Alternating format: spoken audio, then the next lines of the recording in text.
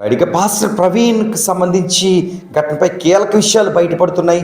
ఈ నేపథ్యంలో త్వరలోనే పోలీసులు ఈ విషయానికి సంబంధించి కొన్ని విషయాలు తెలిపే అవకాశం ఉందని ఒక సమాచారం అయితే అందుతుంది. టోల్గేట్కి సంబంధించి అక్కడ పనిచేస్తున్న కొంతమంది అక్కడ సమీపంలో ఉన్న హైవే సిబ్బంది కానీ తాజాగా మాట్లాడిన విషయాలతో పాస్టర్ పడాలకు జరిగింది ఇదేనా అన్నదైతే మాత్రం స్పష్టంగా తెలుస్తుంది. ఇలాంటి తరుణంలో భిన్నాభిప్రాయాలు వ్యక్తమవుతున్న నేపథ్యంలో ఎవరికైనా ఈ విషయంపై మరో రకంగా అనుమానం ఉంటే పోలీసులకు సహకరించాలి, ఆ విషయాన్ని అప్డేట్ చేయాలంటూ కూడా పేర్కొంటున్నారు. తాజాగా మాజీ ఎంపీ హర్ష్ కుమార్కు గత రాత్రి పోలీసులు నోటీసులు ఇచ్చారు. ఎందుకంటే రోడ్ యాక్సిడెంట్ ద్వారా చనిపోయాడు లేదా వేరే విధంగా కర్రలతో కొట్టి చంపారు అన్న అనుమానాలు మీకు ఉన్నట్లు ఆయన సోషల్ మీడియాలో మాట్లాడిన నేపథ్యంలో ఒకవేళ మీకు ఎలాంటి అనుమానాలు ఉన్నాయి కాబట్టి అందుకు సంబంధించిన ప్రూఫ్స్ కానీ లేదా అనుమానాలు కానీ ఉంటే ఎంక్వైరీకి రావాలంటూ కూడా ఆయనకు నోటీసులు అందజేశారు. ఈ కోణంలో ఈయనతో పాటు గత 3 రోజుల కిందట మహాసేన్ రాజేష్ కూడా పోలీసులను కలిశారు.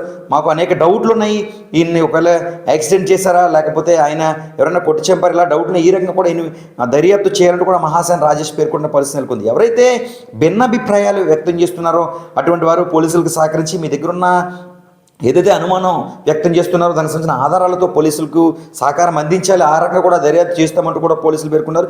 ఇప్పటి వరకు ఉన్న అప్డేట్స్ ప్రకారం చూస్తే దాదాపుగా ప్రవీణ్ ప్రగడాలకు సంబంధించి అత్యధికంగా ప్రమాదం బారిన ఆయన పడ్డారు అన్న విధంగా పలువురు మాట్లాడుతున్నారు. అందుకు సంబంధించిన సీసీ ఫుటేజ్ వీడియోలు కూడా గత కొన్ని రోజులుగా హల్చల్ చేస్తున్నాయి. నిజానికి ఏ 2 మతాల మధ్య ఎటువంటి చిచ్చు లేకుండా సామరస్యంగా ఈ విషయాన్ని ఆలోచించాలి, ఎందుకు కావాలని ఒక విషయాన్ని ఇంకో రకంగా చేస్తున్నారంటూ కూడా పలువురు కూడా సోషల్ మీడియా వేదికగా పేర్కొంటున్న పరిస్థితులు అయితే మాత్రం నెలకొన్నాయి. ఏం జరిగింది ప్రవీణ్ ప్రగడాలకు సంబంధించి తాజాగా టోల్గేట్కి సంబంధించిన సిబ్బంది మీడియాతో మాట్లాడారు. దాదాపు ఏదైతే ప్రవీణ్ ప్రగడాలు చనిపోయారో ఆ ముందు రోజు సాయంత్రం 3:21 ఆయన రోడ్డు పక్కన పడిపోయినట్టుగా వారికి ఒక కాల్ వచ్చింది టోల్గేట్ పక్కన ఒక సిబ్బందికి. దీంతో ఆయన దాదాపు 10 నిమిషాల వ్యవధిలో అక్కడికి చేరుకున్నారు. చేరుకున్న తర్వాత ఆయన అప్పటికే లెగిసి బండిని తీసే ప్రయత్నం చేస్తున్నారు. ఆయన కుడి చేయి కూడా దాదాపుగా అప్పటికే గీసుకుపోయిన పరిస్థితి ఉన్నట్టుగా టోల్గేట్ సిబ్బంది చెబుతున్నారు. అయితే ఆ దెబ్బ అప్పుడు తగిలింది కాదు, మరికొంత అంతకుముందు ఏదైనా పడిపోతే తగిలి ఉండొచ్చు అని చెప్పి టోల్గేట్ సిబ్బంది కూడా పేర్కొంటున్న పరిస్థితి నెలకొంది. అయితే బండి ద్విచక్ర వాహనం తీసే పరిస్థితిలో మీరు లేరు, రెస్ట్ తీసుకోవాలని కూడా టోల్గేట్ సిబ్బంది కానీ అక్కడ ఉన్నవారు కూడా సూచించినట్లుగా తెలుస్తుంది. అయితే ఎక్కువ సార్లు ఆయన ఏదైతే బుల్లెట్ ఉందో దాన్ని స్టార్ట్ చేసే ప్రయత్నం చేశారు. స్టార్ట్ అవ్వకపోవడంతో ఆయన కీ ఒకసారి ఆఫ్ చేసి ఆన్ చేశారు. మరలా బటన్ స్టార్ట్ చేస్తే వెంటనే బండి స్టార్ట్ అయింది. అక్కడ ఉన్నవారందరితో కూడా చిరునవ్వు నవ్వుతూ బండిని అక్కడి నుంచి ఆయన తీసినట్లుగా వీరు చెబుతున్నారు. ఇలా మొత్తంగా చూసుకున్నట్లయితే గత కొన్ని రోజులుగా ఆయన వస్తున్న వీడియోలు ఆయన ద్విచక్ర వాహనం నడిపే విధానం కూడా కొంచెం ఇబ్బంది పడుతూ నడపడం, అటు ఇటు తిరుగుతూ బండి నడపడం వంటివి కూడా వీడియోలు అయితే మాత్రం సోషల్ మీడియాలో వైరల్గా మారుతున్నాయి. మరికొన్ని చోట్ల ఆయన వైన్ షాప్కి స్వయంగా వెళ్ళి మద్యం తీసుకున్నట్లుగా కూడా ఒక వీడియో అయితే వైరల్గా మారుతుంది. మొత్తానికి హైదరాబాద్ నుంచి రాజమండ్రి వచ్చే క్రమంలో ఆయన వీడియోలో వరుసగా పోలీసులు దాదాపు 200కు పైగా సీసీ కెమెరాలు క్షుణ్ణంగా పరిశీలించారు. ఆయన ఎక్కడ ఆగారు, ఎక్కడ కూర్చున్నారు, ఏం చేశారు, ఎలా ముందుకు వెళ్ళారు, ఎక్కడ ఎవరైనా కలిసారా, ఇలా పలు విషయాలు క్లుప్తంగా ఒక డీటెయిల్గా ఒక ఫైల్ పోలీసుల దగ్గర అయితే మాత్రం ఉందని మనం అబ్దరిగ్గట్గా చెప్పుకోవచ్చు. ఇలాంటి తరుణంలో ఆయన ఎక్కువగా ద్విచక్ర వాహనంపై పడిపోయినట్లుగా మాత్రం స్పష్టమవుతుంది. ఆయన మద్యం సేవించారా, నిజంగా అందులో ఉన్నది ఆయన కాదా అన్నది అయితే మనం చెప్పలేం. ఎందుకంటే ఆయన పోస్ట్మార్టం రిపోర్ట్లోనే ఆయన అలాంటి తీసుకున్నారా లేదా లేకపోతే అందులో ఉన్నది ఆయన కాదా అన్నది మాత్రం వచ్చే అవకాశం ఉంది. అయితే ఆయన పడిపోయిన వ్యక్తి కూడా ఈయన కాదా అన్నది అయితే మాత్రం స్పష్టంగా మనం చెప్పలేం.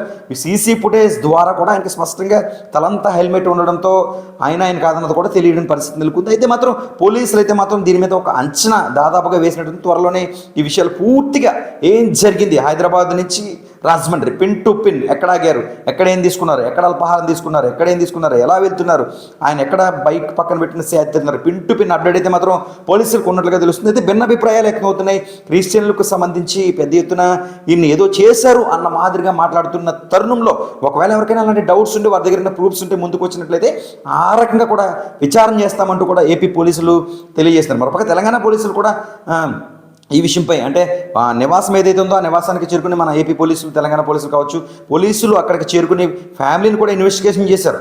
ఆయనకి ఏదైనా ఇబ్బందులు ఉన్నాయా, ఎవరైనా వార్నింగ్లు ఇచ్చారా, లేకపోతే ఎవరికైనా ఇబ్బందులు ఉన్నాయా, కక్షదారులు ఎవరు ఉన్నారు, ఇలా కూడా ఈ కోణంలో కూడా ఫ్యామిలీని కూడా ఇన్వెస్టిగేషన్ చేశారు. మొత్తానికి పోలీసుల దగ్గర అయితే మాత్రం ఈ విషయానికి సంబంధించి పూర్తి అప్డేట్ దాదాపుగా ఉన్నట్లుగా మనకి సమాచారం ఉంది. దాదాపుగా ఈయన యాక్సిడెంట్ అంటే ఆయనకు ఎక్కువగా పడిపోవడంతో నిజంగా అన్నిసార్లు పడిపోయిన వ్యక్తి ఈ ప్రగడాల ప్రవీణే. అయితే ఇక్కడ కూడా ఆయన రాత్రి ఆ విధంగా పడిపోయే అవకాశాలు అయితే మాత్రం ఎక్కువగా ఉన్నాయంటూ కూడా పలువురు పేర్కొంటున్నారు. చూడాలి మరి గత కొన్ని రోజుల్లో పోలీసులు అయితే మాత్రం ఈ విషయంపై స్పష్టమైన నిర్ణయం అయితే మాత్రం ఏ విధంగా జరిగింది అనేది ప్రకటించే అవకాశం ఉంది. ఈ లోపల సోషల్ మీడియాలో వైరల్ అవుతున్న వీడియోలు అసలు మందు తాగరు, మద్యం సేవించరు, పడిపోయింది ఆయన కాదు, ఈ హెల్మెట్ అయింది కాదు, ఈ బండి చూడండి కింద టైరు ఒక బండికి ఒకలా ఉంది, మరొక ఇంకోలా, ఇలా వీడియోలో వైరల్ అవుతున్న నేపథ్యం ఎవరికైనా అనుమానం ఉంటే ఆ దిశగా కూడా పోలీసులు ఎంక్వైరీ చేస్తున్నారు. ఏదైనా కీలకంగా రాష్ట్ర ముఖ్యమంత్రి చంద్రబాబు నాయుడు ఈ విషయంపై పూర్తిస్థాయిలో దృష్టి సారించారు. నారా లోకేష్తో పాటు ఈ విషయంపై స్పష్టంగా పిన్ టు పిన్ చెప్పే అవకాశం త్వరలో ఉందని చెప్పుకోవచ్చు.